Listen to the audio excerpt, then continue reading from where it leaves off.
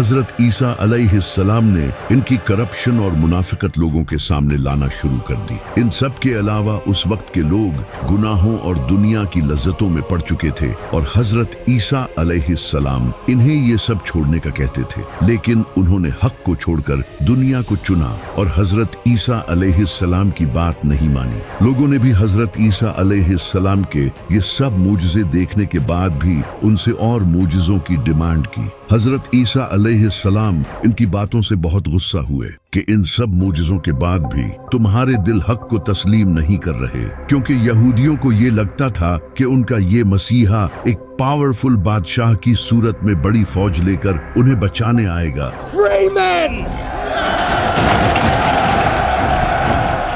जबकि हजरत ईसा अलैहिस्सलाम उनकी तरह ही एक आम इंसान थे, बल्कि वो तो और भी ज्यादा सादा जिंदगी गुजारते थे। उस वक्त फिलिस्तीन भी रोमन एम्पायर के अंडर था। जब रोमन एम्पायर के बादशाह ने ये देखा कि एक इंसान लोगों को इन्फ्लुएंस कर रहा है और लोग इसे फॉलो कर रहे हैं, तो ये उनकी हुकूमत के लिए भी एक बड़ा खतरा था। इसी का फायदा उठाकर कई यहूदी प्रीस्ट रोमन एम्पायर के पास गए और उन्हें हजरत ईसा अलैहिस्सलाम के खिलाफ उकसाया और कहा ये इंसान बादशाह बनना चाहता है और इसीलिए ये सब कर रहा है। इसके बाद उन प्रीस्ट ने रोमन बादशाह के साथ मिलकर हजरत ईसा अलैहिस्सलाम को कत्ल करने का प्लान बनाया। इसी दौरान हजरत ईसा अलैहिस्सलाम अपने सहाबा के साथ खाना खा रहे थे। तभी उन्होंने उनसे कहा कि तुम में से कोई एक इंसान मुझे धोखा देगा, और फिर ऐसा ही हुआ। इन्हीं में से एक इंसान कुछ पैसों के बदले फौजियों को उनके बाग ले आया और इसी पॉइंट पर अल्लाह ने हजरत ईसा अलैहिस्सलाम को आसमानों पर उठा लिया और एक सेम उन जैसा इंसान उनके सामने कर दिया, जिसके बारे में बहुत से स्कॉलर्स का कहना है कि ये वही इंसान था जिसने हजरत ईसा अलैहिस्सलाम को धोखा दिया था। जबकि कुछ का कहना है कि ये हजरत ईसा अलैहिस्सलाम के सहाबियों में से था और अल्लाह ने इसे इस सब्र के बदले जन्नत का वादा किया था। लेकिन इस सब के बाद यहूदियों ने इस इंसान को बुरी तरह टॉर्चर किया। उसे बाजार में जख्मी हालत में घुमाया और उसे गालियां दी और उसके ऊपर एक लकड़ी का बना क्रॉस लाद दिया। इसके बाद उस क्रॉस पर उसके हाथ और पांव में कीलें ठोक दी और उस इंसान को जान से मार दिया गया।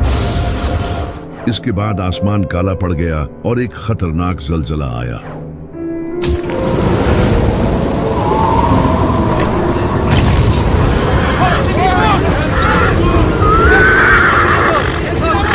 ये उन लोगों के लिए एक निशानी थी आने वाले अजाब की। लेकिन हजरत ईसा अलैहिस्सलाम को एक खास वक्त के लिए आसमानों पर उठा लिया गया है। अब वो दज्जाल का मुकाबला करने आएंगे, जिस पर हमने एक प्रॉपर वीडियो बनाई है। इस इंसान की मौत के बाद इनके साथियों के दरमियान डिस्कशन होने लग गई। इनके कुछ सहाबा ये मानते थे कि अल्लाह ने हजरत ईसा अलैहिस्सलाम को आसमानों पर उठा लिया है, जबकि कुछ का कहना था कि वो मर चुके हैं, जबकि कुछ का कहना था कि वो वापस आएंगे। इस तरह हजरत ईसा अलैहिस्सलाम के बारे में कहानियां फैलने लगी। एक फिरका हजरत ईसा अलैहिस्सलाम को अल्लाह का नबी मानता था, जबकि दूसरा फिरका इन्हें शहीद मानता था और तीसरे फिरके ने इन्हें अल्लाह का बेटा बना दिया। इस वक्त तक बाइबल एक बुक की फॉर्म में नहीं आई थी। लोगों को हजरत ईसा अलैहिस्सलाम की टीचिंग जुबानी याद थी और कुरान भी बिल्कुल ऐसे ही नाजिल हुआ था। आप सल्लल्लाहु अलैहि वसल्लम की वफात के कई साल बाद जाकर